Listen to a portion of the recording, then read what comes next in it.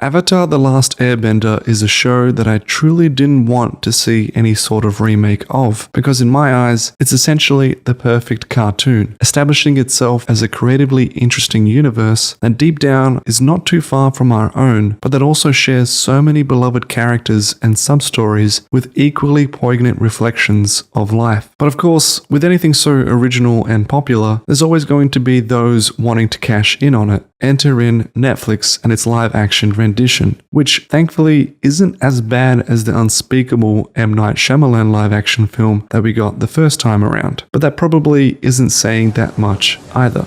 My name is Ang, and I'm the Avatar. While this latest edition isn't as terrible, it's also really not that good in general. In my view, it's below average, and in some cases, maybe just as bad as the live-action film, because it still is missing so many elements of what made the original so wonderful. All I'm saying is, it's hard to see you get your hopes up every time you see a sign. From the shortening of storylines to the questionable changes in characters, this live-action rendition took some creative privileges that I feel like were not warranted and ended up ruining much of my enjoyment in what I found in the original. It continues to make me question the rising trend of remaking classics into live-action formats, because apart from the monetary standpoint, I really don't see what else can be brought to a story that so many fans still love to this day. The only point of view or legitimate reasons to do these types of renditions are to 1. Bring something new that fits into the story's universe, or to 2. Summarize and present a more efficient version of a story that's been done before but for a new audience which might not want to invest as much time as others have done so in the past. I've omitted the reason of showing how elements would look like in a live action format because for me that's less of an interest compared to these two reasons, but if that's something that genuinely floats your boat, then by all means, enjoy seeing things on a quote-unquote more grounded and realistic approach. From what I've seen though, there are some seriously dodgy CGI scenes throughout this first season that make me question if what you're actually seeing does feel more real to you. In my eyes, it just looks like actors sitting in standby props amongst a giant green screen, and if they've spent nearly $15 million per episode to get to this level of quality, I'm not very hopeful for the future. But coming back to the legitimate reasons, with Netflix's live-action remake so far, it feels far less of the intention of bringing something and far more into the summarizing and shortening of something that came before. With this, I have no real problem, but only if it applies to a story which genuinely warrants the case for being presented on a shorter timescale. The perfect example of this is with One Piece, by far the longest running manga series of all time, with over 1,000 issues, and that has spanned seasons worth of animations to just try and capture everything that has happened. One Piece is a fantastic story, but it's clearly one that has a huge time investment to commit to. I'm not saying it isn't worth it, but I do understand when you simply just don't feel like you want to sign up to a journey that is still going on to this day. Thus, when I watched Netflix's live-action rendition of it, I was pleasantly surprised to see it condense hundreds of issues worth in manga down to one simple season that covered the key points incredibly well. When a live-action rendition can capture the spirit of the original while presenting a great summary of that source, it's exactly what you want. It's like reading a complete abstract to a lengthy scientific manuscript. You've got all the main points covered, but if you want to read more, then there's still other material available for you. But this is where I take issue when it comes to Avatar: The Last Airbender, because unlike One Piece, I genuinely don't feel like the investment of time is that big, that you need someone else to summarize it. Yes, there are a few seasons worth, but it's not the same as reading over 1,000 manga issues, so in my view, there's no need. Which brings me to why I feel like the live action show, despite some positives in its attempts to stay true to the original, still feels like it's missing so much. By attempting to summarize things, inevitably something has to be cut, and important elements fall by the wayside, while other narrative elements have to be retold differently to move things along more quickly. Case in point, watching the development of Aang in his journey of self-discovery and mastering the 4 elements. With the original, this is a far more thorough process, with following Aang's struggles to first come to the realization of what has happened since his disappearance, but importantly, the weight of responsibilities that are suddenly thrust upon him, particularly at such a young age. We have more time to watch him explore what happened to his home, to understand the impact on different communities across the world, and to see him grow as a person who accepts his fate as the savior of so many.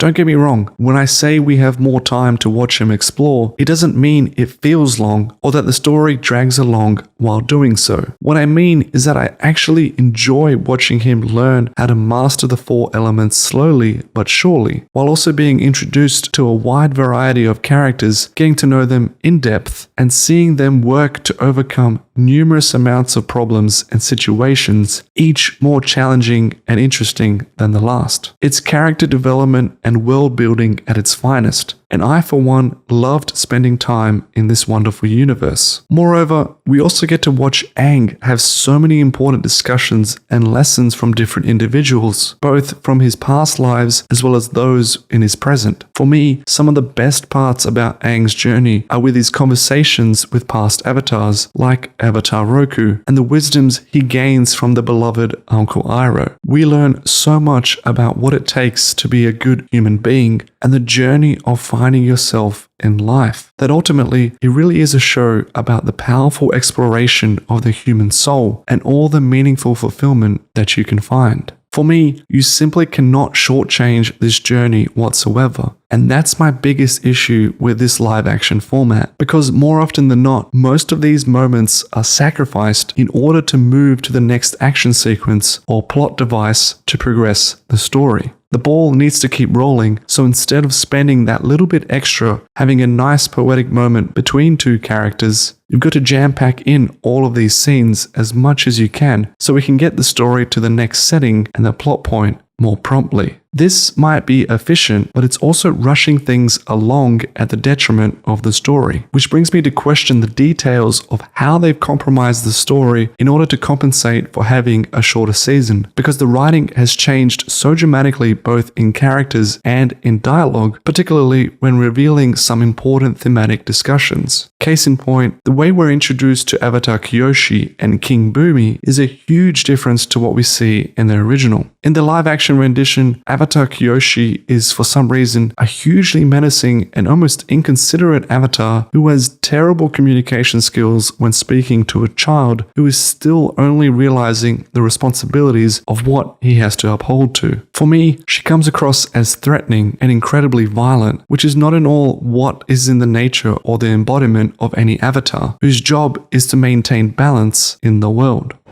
Tragedy awaits the North, and unless you do something about it, another race of benders will be wiped out just as the air nomads were.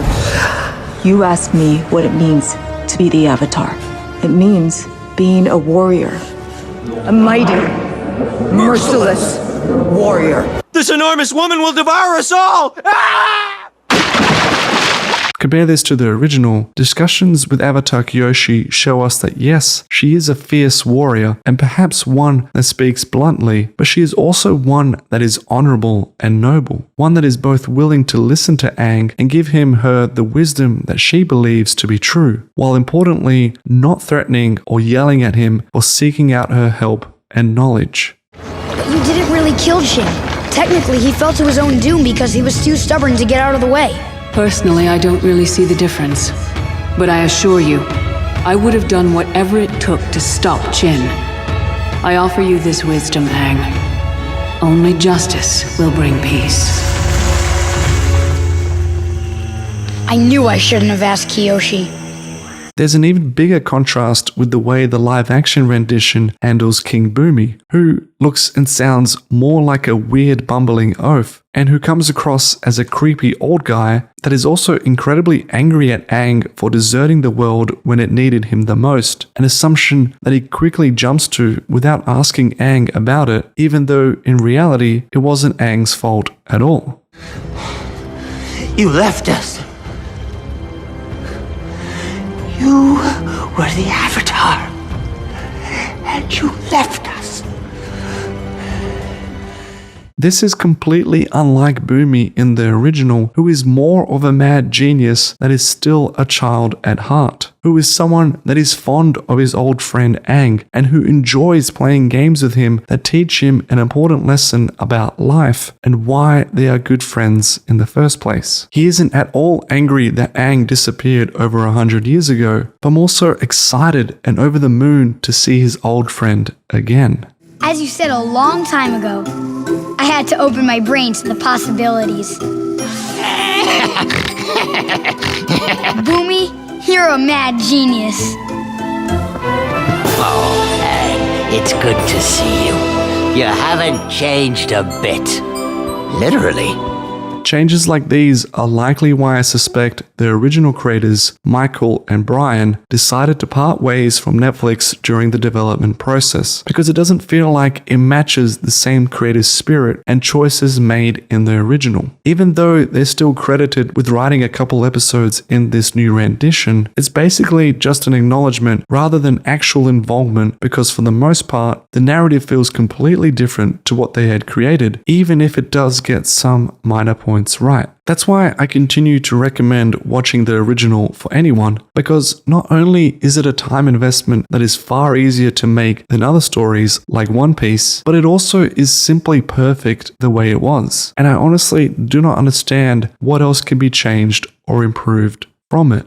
In my view, Avatar: The Last Airbender is easily my favorite cartoon, and unless the original writers return to expand the universe in ways that remain true to that story, I'm more than happy to go back and enjoy periodical rewatches of the original. Uncle, I know you must have mixed feelings about seeing me, but I want you to know I am so sorry, Uncle. I am so sorry and ashamed of what I did. I don't know how I can ever make it up to you, but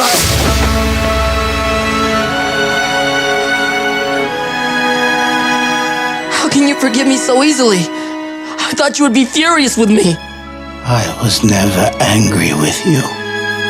I was sad because I was afraid you lost your way. I did lose my way. But you found it again. And you did it by yourself. And I am so happy you found your way here. It wasn't that hard, Uncle. You have a pretty strong scent.